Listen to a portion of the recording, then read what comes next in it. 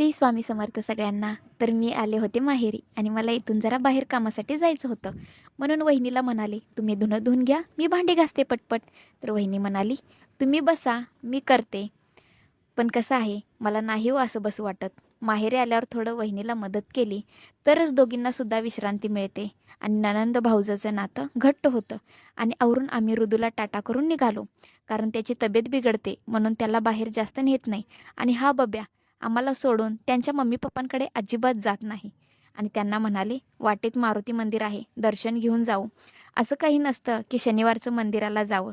मनात येईल तेव्हा देवाची भेट जरूर घ्यावी. मंदिरात जाऊन छान दुपारती ओवाळली. खरंच मंदिरात येऊन खूप समाधान मिळतं. एक पॉझिटिव्हिटी अंगात येते. आणि मारुती स्तोत्र, हनुमान चालिसा किंवा कोणत्याही देवळात प्रार्थना असेल ती वाचत जा. त्यामुळे तुम्हाला देवांशी एकरूप होण्याची संधी मिळते. आणि तिथून निघालो आम्ही मिरजेला. आणि मिरजेत काय, दुसरं कोणतंही शहर घ्या, ट्रॅफिक भयानक वाढलंय. तिथून आम्ही आलो ऑफिसवर.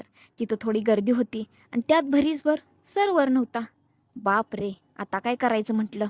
पण तिथल्या मॅडम आमच्या नंदूबाईच होत्या. त्या म्हणाल्या, मी करतो काम. आणि मग काय, त्याने आमच्यासाठी चहा मागवला.